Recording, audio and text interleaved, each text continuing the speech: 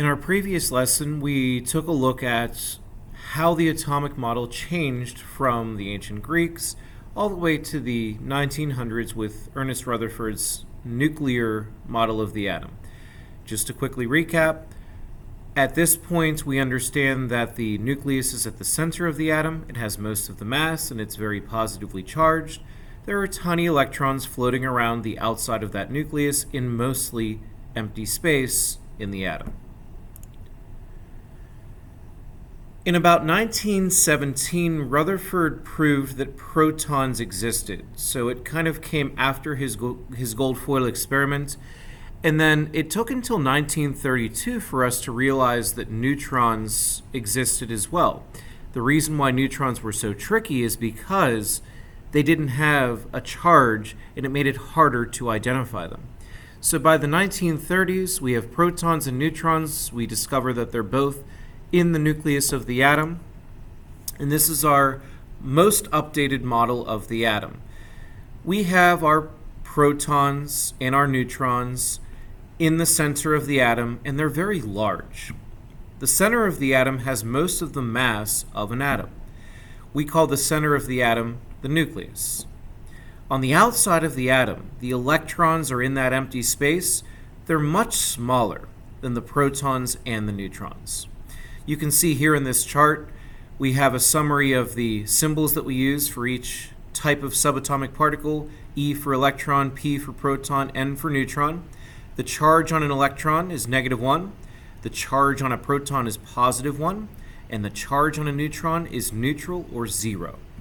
The location of those electrons are somewhere on the outside of the nucleus, and we know that the protons and the neutrons, which are much larger, are included in the center of the atom.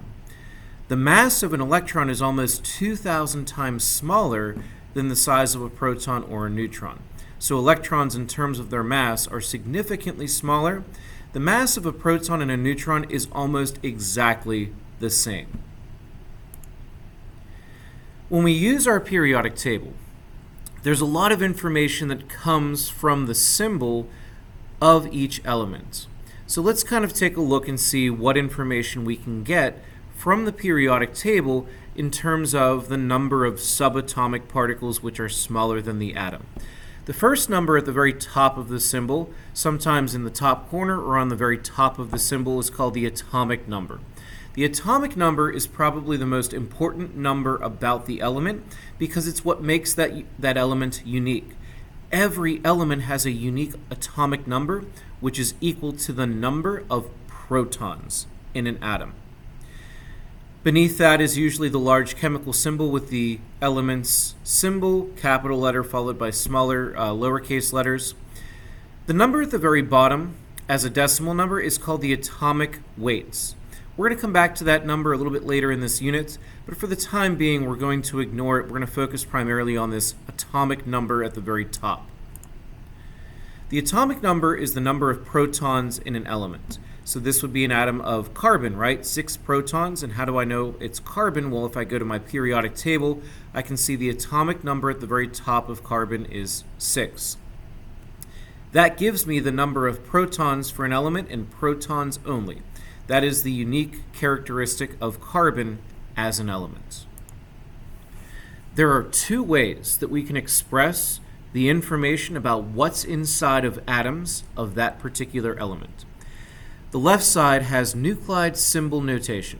So Nuclide symbol notation is a way for us to express the numbers of subatomic particles that are inside of atoms of that type. The bottom number is the same information that we can pull from the periodic table. It's just repeat information, it's the atomic number, and it's equal to the number of protons for that particular element that we're looking at. The top number is called the mass number. The mass number is a little bit different. The mass number is not the same as the decimal number beneath the symbol on the periodic table. It's a whole number, and it's a way that we count the number of protons plus neutrons in that particular atom. On the right side, we can express the same information in hyphen notation. It has the name of the element written out, followed by a hyphen, and then we simply get the mass number listed after the hyphen. Notice that hyphen notation does not include the atomic number. So if we ever have an element's name given in hyphen notation, we need to look the element up on our periodic table to be able to find what its atomic number is. The mass number is the number of protons plus the number of neutrons together. It's a whole number.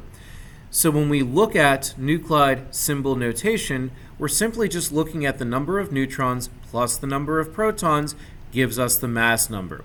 The mass number is not included on the periodic table. It needs to be provided to us. So to figure out the number of neutrons for any element, we take our atomic number, which we know is the number of protons, we subtract it from our mass number. So if I took 23 minus 11, I would get 12 neutrons for this particular atom. Here are 6 practice problems that have different types of notation. What I'd like you to do is to pause the video, see if you can count the number of just protons and neutrons in each one of these atoms of various elements, and we'll go over the answers here momentarily.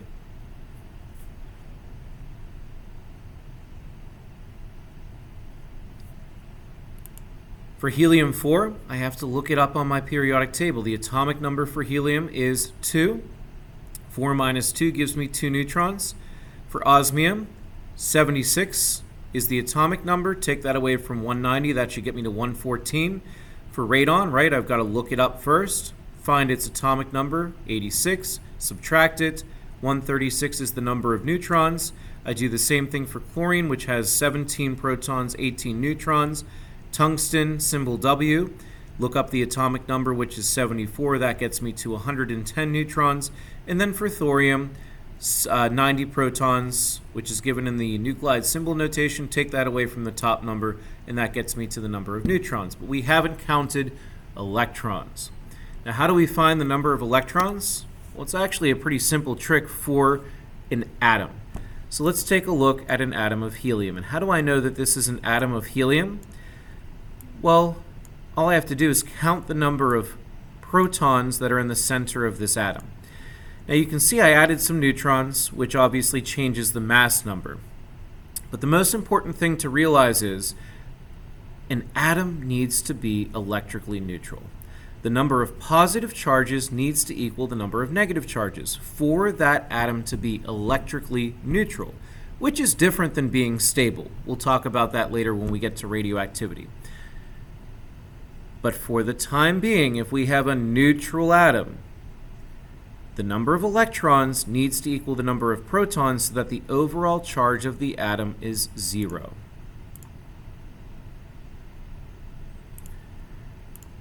So if we know that we're dealing with a neutral atom like palladium, if I find palladium on my periodic table, symbol PD, PD has an atomic number of 46.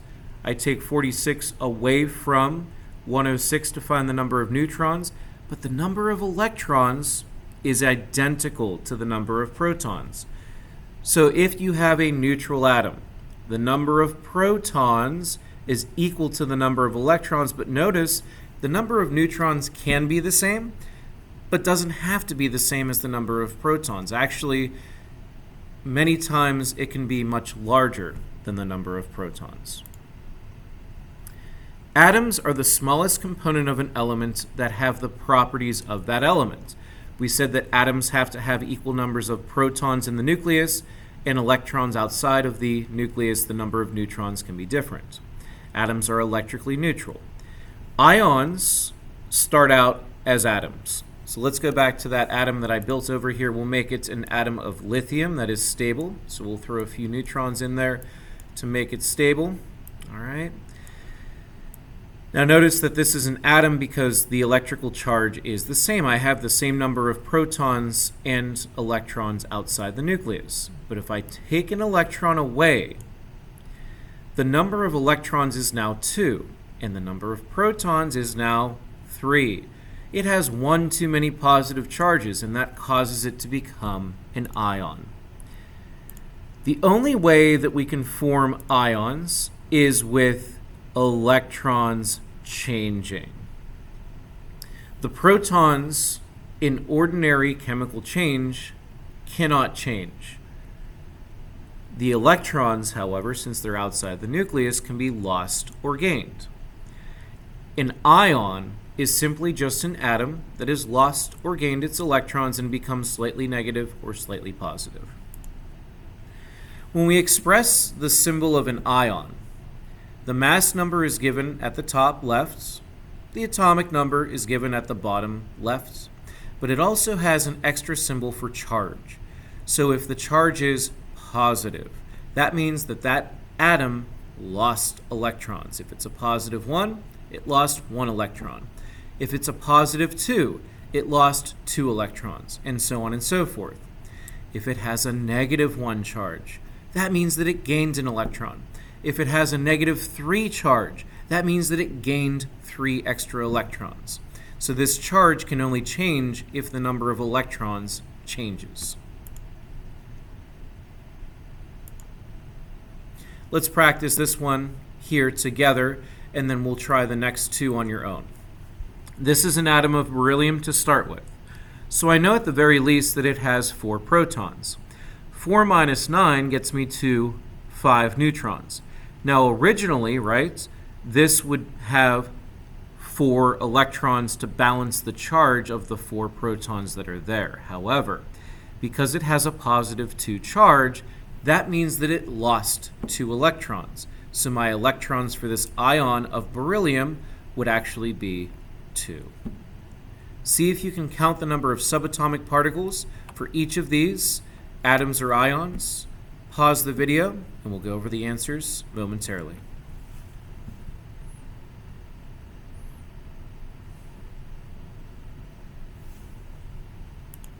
You can see for fluorine, right, there's no charge here, which means this is an atom.